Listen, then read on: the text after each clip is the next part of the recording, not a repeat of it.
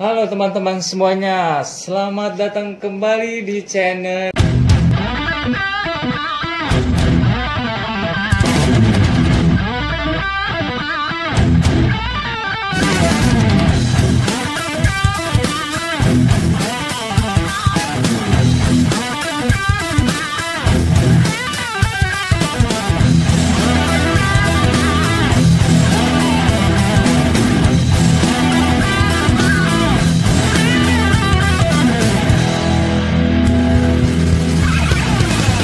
Di video kali ini aku sedang bersama seorang gitaris ternama gitu ya. Gitaris ternama yang bandnya kita cek dulu videonya.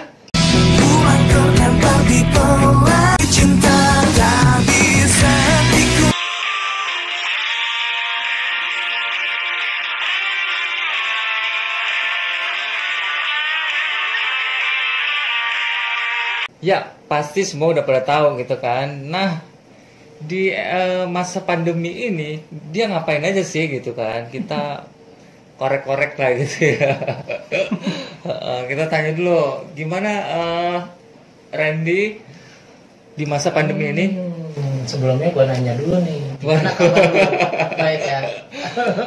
Ya kabar alhamdulillah ya gitu ya. Jadi ya kita harus selalu bersyukur aja gitu ya. Apapun yang kita dapat, kita alami, belajar bersyukur gitu. Ini temen lama gue. Ya alhamdulillah.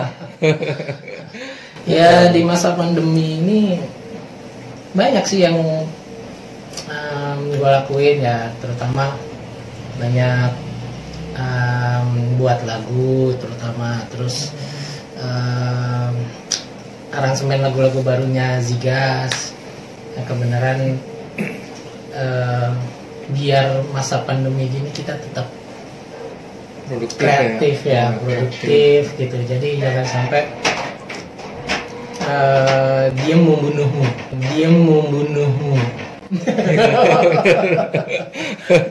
Benar-benar betul banget tuh. Nah, mungkin gini ya, pasti semua pengen tahu kan, buat yang anak band yang belum terjun ke industri gitu, pasti pengen tahu bagaimana perjalanan dari sebuah band yang sudah masuk label dan lagunya itu booming gitu.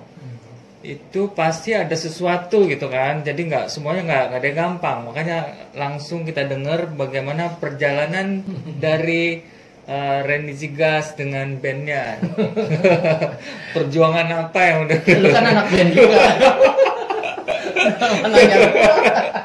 nggak harusnya namanya itu lebih besar gitu kan. Sama aja. Kalau perjalanan sih biar gimana, dulu Zigas itu ingin berkarya, bukan ingin terkenal. Awalnya sih itu. Jadi gimana caranya karya kita itu dikenal atau didengar orang banyak, disukai orang banyak. Itu tujuannya dulu. Jadi kita ya Tulus ya jadinya. ya jadi tulus aja. Kalau misalkan terkenal ya syukur, itu adalah bonus menurut saya. Tapi kalau misalkan lagu saya disukain banyak orang, alhamdulillah, berarti kan virus saya nyampe gitu kan. Jadi kira-kira sih seperti itu. Akhirnya kita buat nothing tulus aja. Pokoknya kita buat aja karya sebaik mungkin, aransemen sebaik mungkin, yang menurut kita itu adalah yang terbaik. Intinya itu. Jangan setengah-setengah juga, mentang-mentang kita nothing tulus tapi setengah-setengah gitu, enggak juga. Betul. Jadi ya tetap kita yang terbaik semuanya, supaya ikhtiar kita tuh didengar sama Allah gitu loh, intinya gitu. Bener banget itu ya. Bener banget. Nah jadi masukan-masukan yang diutarakan oleh gitaris ini ya kan, itu akan gue cerna dan akan gue terapkan gitu. Begitu juga kalian gitu yang masih berjuang di musik, pasti pengen dong rata-rata karyanya itu diterima banyak orang, disukai gitu kan.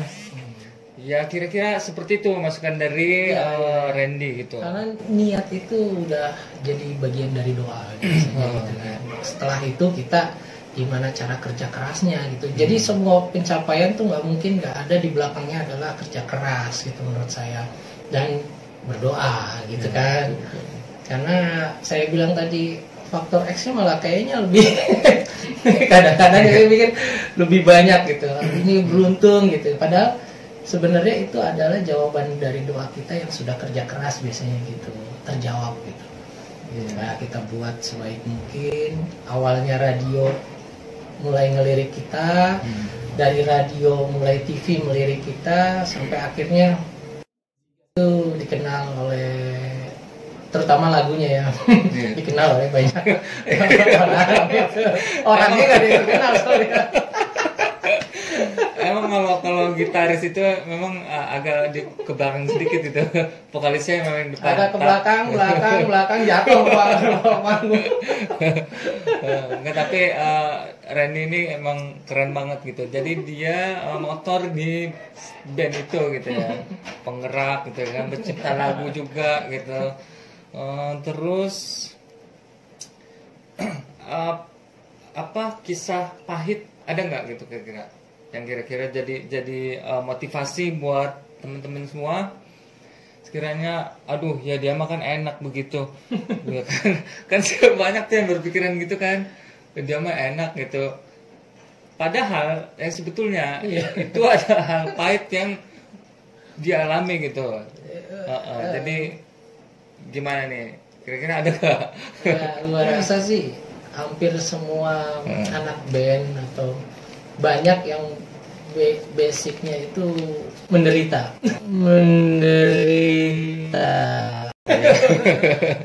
Contohnya ya, kita jangan lihat ketika kita sudah mencapai suksesnya gitu, tapi lihat ke belakang gitu, bagaimana kita menggapainya gitu. Kadang-kadang ya kalau kita bilang kita pernah dibayar pakai nasi warteg itu pernah, ditonton sama apa namanya 3 orang itu.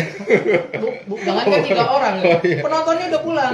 Jadi yang tukang bersih yang nonton itu. Ya yang penting ada yang nonton gitu. Di situ mental mulai kebangun. Itu pernah. Itu saya ingat banget di Hotel Sultan saya manggung sebagai penutup band bintang tamu. Lah bintang tamunya udah kelar, udah semua pulang, nah, kita manggung, ya kita ngehibur, yang penting kita ada yang ngehibur, nah kita masih bangga gitu. Kita ngehibur tukang cuci piring, tukang lap-lap meja, kalau penonton aslinya udah pulang.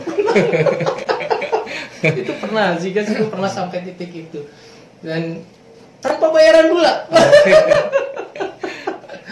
Ya itu kita lakukan, ya udah kita mah, yang penting justru ya di situ kita nikmat ya. Kita ngelihat kebahagiaan tukang sapu sedang menikmati kita manggung, itu lebih bahagia kan, lebih istilahnya wah, ini tantangan baru nih saya bilang. Benar. Jadi apapun itu bisa kita ambil positifnya gitu ya. Positifnya betul. Jadi yang kita pengalaman yang manis gitu. Iya. Ya intinya makan kita harus selalu berpikir positif gitu ya. Harus tetap bersyukur. Ya, kalau kita berpikir negatif udah mundur duluan gitu ya kan. Udah nyerah duluan. Uang band yang nonton tukang sapu. Ngapain lah kan gitu ya. Padahal dimulai itu nanti bisa bercerita di belakangnya. Ya, jadi cerita manis ya. Ternyata band penutupnya ya mungkin keren gitu kan. Di belakang-belakangnya ternyata benar, ketika kita masuk ke radio waktu itu kita selalu jadi the big five gitu, di antara di semua radio gitu, jadi nomor 5 yang paling banyak di request oleh masyarakat Indonesia gitu.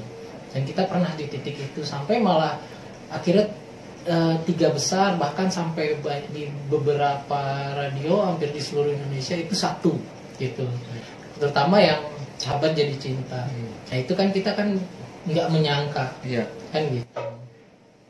Ya untuk sampai di situ gitu, itu bukan hal yang mudah gitu ya. Itu butuh restu dari Yang Maha Kuasa gitu ya.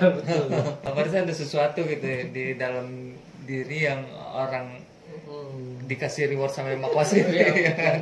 Yang udah pantas lah gitu kasih yang besar gitu. Terus kan Randy ini di masa pandemi ini kegiatan musik itu kan sedang ini ya vakum gitu ya. Betul. Jadi nggak ada kegiatan-kegiatan perkumpulan gitu kan. Nah, dengar-dengar dia sekarang jadi pengusaha. Jadi pengusaha. Kira-kira mau dikasih tahu gak nih? Yang pasti usahanya ini menebar ke Indonesia gitu. Tapi nggak tahu ini rahasia atau enggak gitu. Yang pasti kalau menurut gua kalau sudah berhasil di di sesuatu gitu ya sampai besar, itu untuk berhasil di bidang lain pun menurut gua besar kemungkinannya gitu, karena mentalnya udah kebanting-banting. Udah banting itu mentalnya, dan biasanya merambahnya tuh nggak terlalu sulit gitu. Bukan begitu? Iya, kurang lebih begitu. Nah, kira-kira ada gitar kan? Jadi videonya cukup sampai di sini. Terima kasih banyak udah nonton, dan terima kasih banyak juga buat Randy Zigas, gitaris, komposer, pengusaha juga. Dan jangan lupa di subscribe, dan sampai jumpa.